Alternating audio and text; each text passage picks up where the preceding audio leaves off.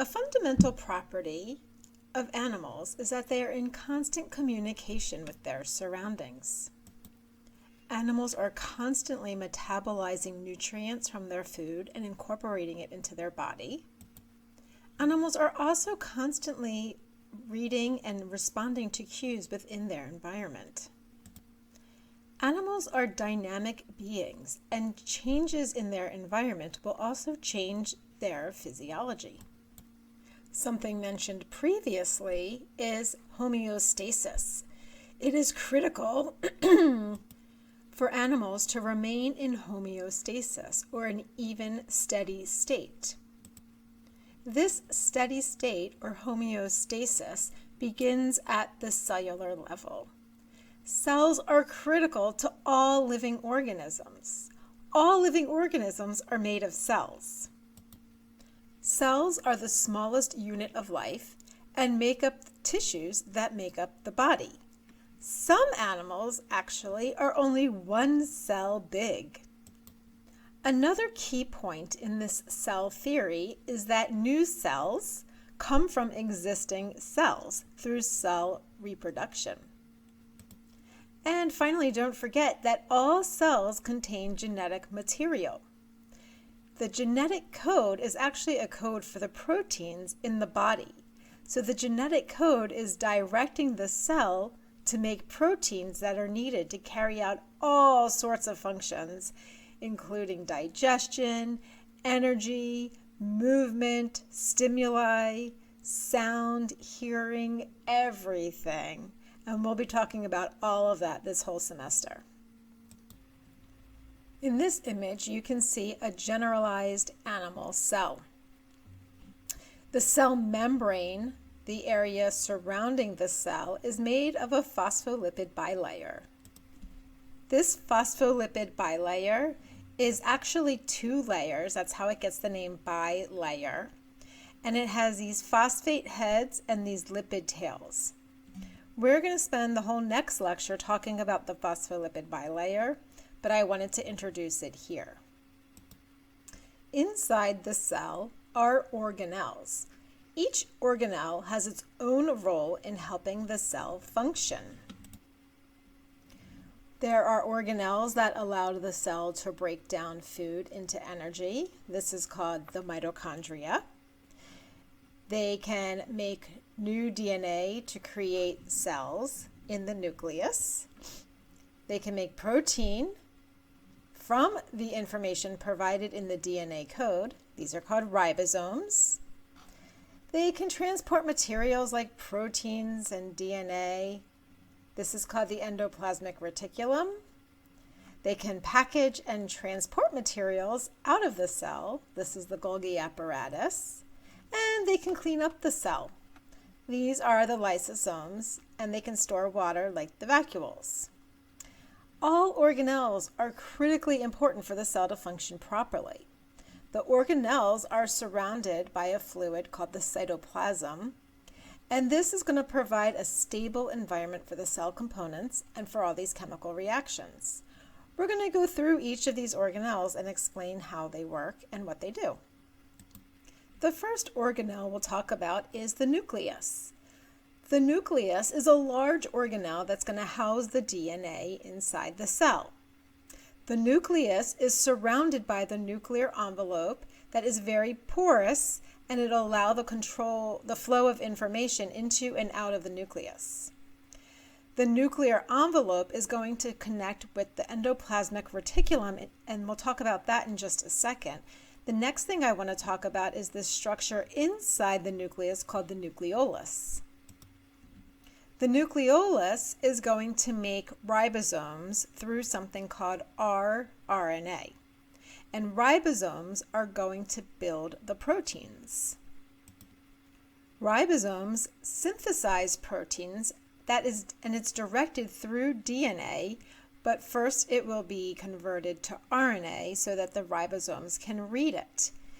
There is a code on the RNA that's called a codon, and it is 3 base pairs long, and it directs the ribosomes so that it knows what amino acid to put down in the new strand of building the proteins.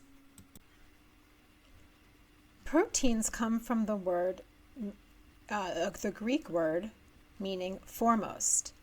Proteins are the foremost in the body of animals. The basic structure of a protein is a chain of amino acids. This little video clip is going to show you how we go from DNA to proteins, and I'll walk you through it. This is a basic cell that you can see here. Inside the cell is the nucleus. The nucleus contains chromosomes, and the chromosomes are made of DNA. Here's your chromosomes. Humans have 46 chromosomes. All animals have different numbers of chromosomes. This is how the chromosomes are packaged. And you can see at the very basic level, the DNA contains these different colored bars. These are your base pairs. That is what makes up the DNA. The first thing that happens is that DNA is going to be transcribed from DNA to RNA so that it can be read by the ribosomes. This transcription process makes a new messenger RNA that can now be read by the ribosomes, the organelles in the cells.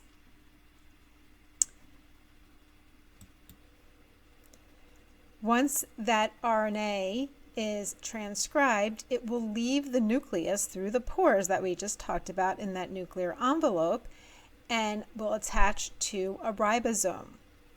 The ribosome will then read that messenger RNA to know how to build the protein. The basic structure of a protein is a chain of amino acids. This chain is going to be made by the ribosome. This chain is called the polypeptide chain. The order of the amino acids, there's only 20 amino acids in the body, and the order that they are placed in this polypeptide chain will determine how that polypeptide chain will fold and ultimately make the protein. Proteins are very shape specific, very. They will not work properly if they are not the right shape. Therefore, the overall amino acid order or the polypeptide chain is very important. Let's watch how that's made here. So the ribosome is going to read every 3 base pairs. This one says UCA, and that is going to correspond to a specific amino acid. Every 3 base pairs corresponds to a specific amino acid, which is in these little purple circles here. These are the different amino acids. These are all different. It will keep building this chain until it has read the entire messenger RNA. Once it has read the entire messenger RNA, the polypeptide chain will come out of the ribosome and fold based on the charges on those amino acids and fold into a protein. This is how we go from DNA to protein using the ribosomes. Ribosomes can either be found free floating in the cytoplasm, and these will make proteins that will be used within the cell itself, or they can be found bound to the endoplasmic reticulum, and these are going to make proteins that are going to be transported out of the cell. The endoplasmic reticulum is like a little net of road work, or like think about like a little highway network within the cell. The smooth endoplasmic reticulum is just smooth because it does not have ribosomes attached to it. The rough endoplasmic reticulum is rough because it does have ribosomes bound to it. Again, the endoplasmic reticulum actually means little net inside the plasma, and this is going to help organelles interact. The smooth endoplasmic reticulum is going to be used in a variety of metabolic processes, including the production of enzymes that synthesize lipids or make lipids. Also, it's going to make enzymes that process drugs and alcohol. Therefore, if you are a heavy drinker, you will have more endoplasmic reticulum in your liver cells. As mentioned previously, the rough endoplasmic reticulum is going to make proteins that are going to be secreted out of the cell.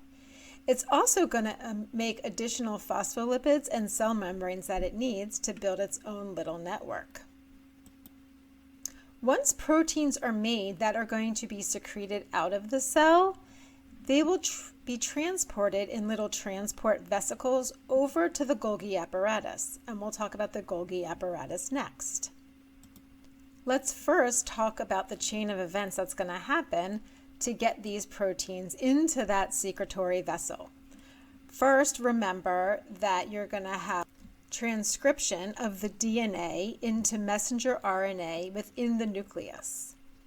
That messenger RNA is going to leave the nucleus out of one of the pores in the nuclear envelope, and it will find a ribosome to make its polypeptide chain for it, and that's going on right here.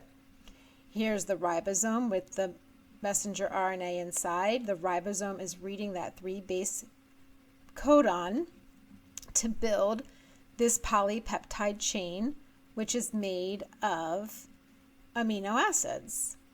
That polypeptide chain will fold based on the order of those amino acids to make a protein. That protein is then going to travel within the rough endoplasmic reticulum, and it will bud off into a secretory vesicle where it's going to be transported over to the Golgi apparatus. The Golgi apparatus is our shipping department. There are 3 main steps to the Golgi apparatus, where one step is where the transport vesicle is going to enter the Golgi apparatus. Inside the Golgi apparatus, those contents within that vesicle are going to be emptied out and repackaged so that when they leave the Golgi apparatus, they know where they are supposed to be going. Whatever cell or whatever receptor needs that protein, it will read the new coating on it, the new vesicle, so that it can bring that protein into that part of the cell or that cell in general. So let's use the analogy of an Amazon warehouse. When you place an order, Amazon will get your order over in that beginning part where it's receiving that transport vesicle. Someone inside that warehouse is going to take your order and go get the right packaging for whatever you ordered. Let's say you ordered some jars. Now you have your box of jars, but they don't want to send it in that box of jars. They're going to send it in an Amazon box. So they are going to package it in the Amazon box. This is what's happening on the inside of the warehouse or the Golgi apparatus. Then they are going to affix a label on that box so that the postman knows where to deliver the box. That is going to ensure that it is packaged properly and sent to the right place, and that's what's happening at the farther end of this Golgi apparatus. Then that box is going to be transported out of the warehouse and end up at your house because it has the right label affixed to it. And that's the same thing that's happening on the shipping side of the Golgi apparatus.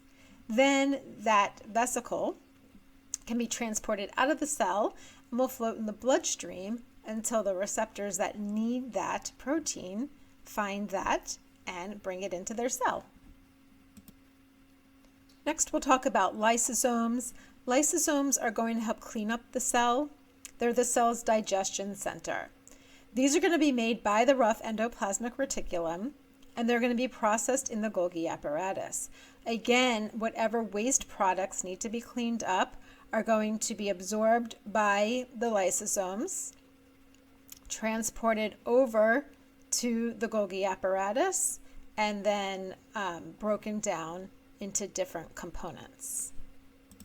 Let's again look at the flow of products. So products are going to move from the nucleus to the rough endoplasmic reticulum, transported over to the Golgi apparatus through a transport vesicle, and then out of the cell in a new transport vesicle through the plasma membrane. The mitochondria is the energy factory of the cell. We're going to have a whole nother lecture on the mitochondria and how it makes energy and digests food. But for here, I just want to introduce the mitochondria to you. The mitochondria, again, is the site for cellular respiration. The mitochondria is going to convert chemical energy from food into the chemical ATP, or adenosine triphosphate.